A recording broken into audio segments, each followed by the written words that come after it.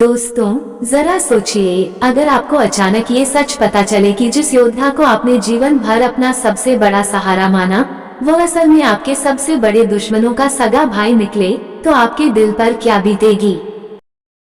यही रहस्य छिपा है महाभारत की उस घटना में, जब दुर्योधन को पता चला कि कर्ण पांडवों की मां कुंती का पुत्र है। इस रहस्य ने न सिर्फ दुर्योधन की सोच बदल दी, बल्कि महाभारत के युद्ध की दिशा तक तय कर दी।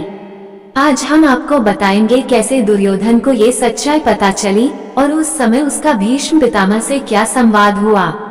तो बने रहिए हमारे साथ, क्योंकि आगे की कहानी आपको हैरान कर देगी और सोचने पर मजबूर कर देगी।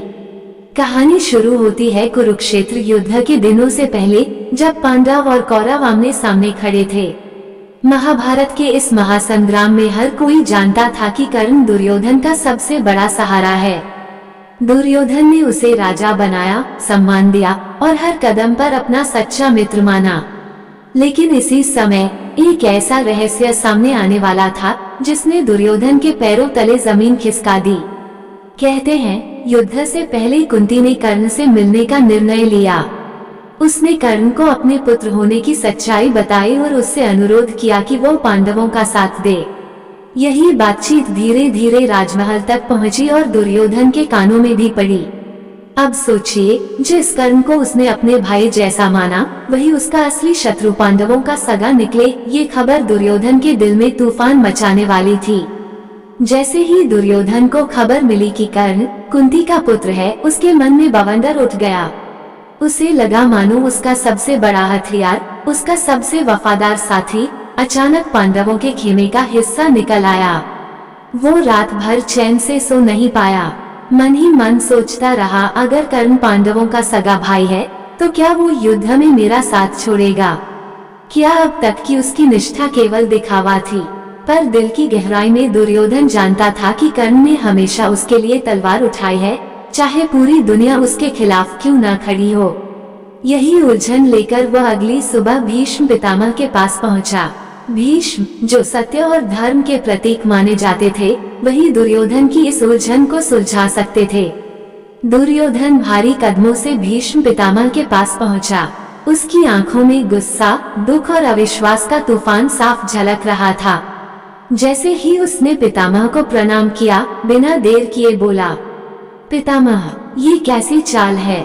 आपने तो कहा था पांडव 5 हैं, लेकिन अब सुन रहा हूँ कि उनका छठा भाई भी है, और वो कोई और नहीं बल्कि कर्ण है। भीष्म पितामह गहरी सांस लेते हुए शांत स्वर में बोले, दुर्योधन, ये सच है। कर्ण वास्तव में कुंती का ज्येष्ठ पुत्र है, सूर्य के वरदान से उत्पन्न हुआ था। ये सुनकर दुर्योधन का चेहरा सख्त हो गया। उसके मन में सवालों का ज्वालामुखी फूट पड़ा। तो क्या कर्ण अब पांडवों का साथ देगा? क्या मैं अकेला रह जाऊंगा? पितामह ने उसकी आंखों में झांका, मानो आगे की सच्चाई बताने से पहले उसे तैयार कर रहे हों। भीष्म पितामह ने दुर्योधन की बेचैनी को महसूस किया और धीमे स्वर में बोले, दुर्योधन, घबराओ मत। कर्ण भले ही कुंती का पुत्र है, पर उसने हमेशा तुम्हें ही अपना मित्र और राजा माना है। याद रखो, कर्ण ने कुंती से भी यही कहा था कि वो पांडवों का साथ नहीं देगा, वो केवल तुम्हारे लिए लड़ेगा। दुर्योधन चौंक उठा। क्या सच में कर्ण ने अपनी मां तक को ठुकरा दिया? भीष्म ने गंभीरता से उत्तर दिया, हाँ, क्योंकि कर्ण का जीवन अपमान और तिरस्कार में बीता। जब पूरी दुनिया उसे सूतपुत्र कहकर नीचा दिखा रही थी, तब केवल तुमने उसका हाथ थामा। यही कारण है कि उसकी निष्ठा तुम्हारे प्रति अटूट है। ये सुनकर दुर्योधन की आंखों में एक अलग ही चमक लौट आई। लेकिन उसके मन में एक और सवाल कौंधा, अगर कर्ण पांडवों का भाई है, तो धर्म किसका साथ देगा? भीष्म पितामह ने दुर्योधन की आंखों में झांकते हुए कहा, धर्म का सवाल बड़ा गहरा है दुर्योधन।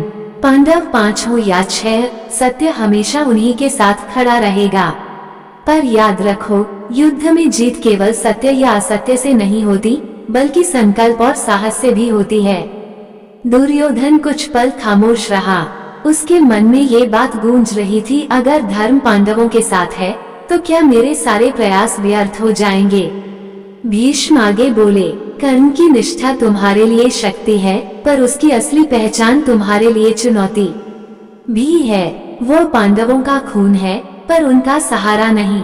ये द्वंद्व महाभारत की लड़ाई को और भी भयानक बना देगा। दुर्योधन की आंखों में अब सवाल नहीं, बल्कि युद्ध का जुनून साफ झलकने लगा। दुर्योधन ने गहरी सांस ली और पितामह से बोला, अगर कर्ण पांडवों का खून है, तो इसका मतलब है कि मेरे शत्रुओं की शक्ति मेरी सोच से भी ज्यादा है। पर पितामह, क्या ये मेरा दुर्भाग्य नहीं कि मैं जिसे अपना सबसे बड़ा साथी मानता था, वो असल में मेरे दुश्मनों का भाई निकला? भीष्म ने शांत भाव से उत्तर दिया, नहीं दुर्योधन, इसे दुर्भाग्य मत समझो। ये तुम्हारे लिए एक परीक्षा है।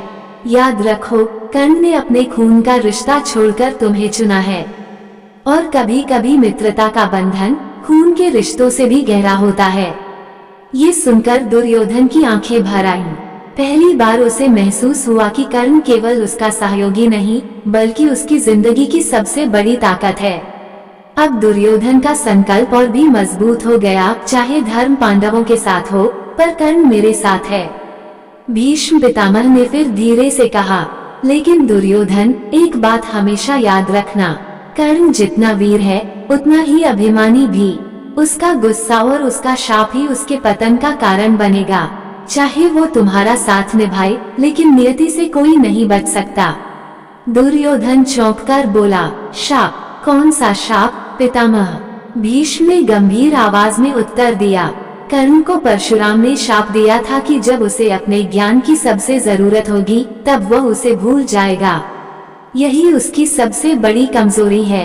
ये सुनकर दुर्योधन गहरी सोच में डूब गया। उसे समझ आ गया कि कर्ण जितना बड़ा वरदान है, उतना ही बड़ा जोखिम भी है। फिर भी उसके दिल ने कहा, कर्ण की कमजोरी चाहे जो हो, उसका साथ मेरे लिए वरदान से कम नहीं। भीष्म पितामह ने आगे कहा, दुर्योधन, इतिहास गवाह है कि जब भी मित्रता सच्ची होती है, तो वो किसी भी युद्ध का रुख बदल देती है। कर्ण ने अपना खून भले ही पांडवों से साझा किया हो, लेकिन अपनी आत्मा तुम्हें समर्पित कर दी है। यही तुम्हारी सबसे बड़ी शक्ति है। दुर्योधन ने दृढ़ स्वर में कहा, पितामह, अगर धर्म पांडवों के साथ है तो क्या हुआ? मेरे पास कर्ण है, और जब तक वो मेरे साथ है, मुझे कोई हरा नहीं सकता। मैं इस मित्रता पर अपनी जान भी न्यौछावर कर दूंगा। भीष्म ने सिर झुका लिया, मानो आने वाली नियति को पहले से देख रहे हूँ।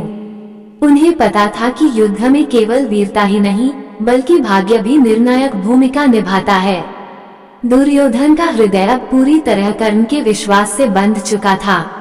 दोस्तों, यही था वह रहस्य जिसने महाभारत के युद्ध में खामोशी से तूफान ला दिया। कर्ण का जन्म पांडवों की मां कुंती से होना, और फिर भी उसकी निष्ठा पूरी तरह दुर्योधन के साथ। ये कहानी हमें ये सिखाती है कि रिश्ते केवल खून से नहीं, बल्कि विश्वास और समर्पण से बनते हैं। दुर्योधन ने समझ लिया कि असली शक्ति किसी नियम या जन्म में नहीं, बल्कि साथी की वफादारी और अपने निर्णय में होती है। और भीष्म पितामह का संवाद इस सत्य को और भी गहरा करता है, कभी कभी मित्रता धर्म से भी ऊपर होती है।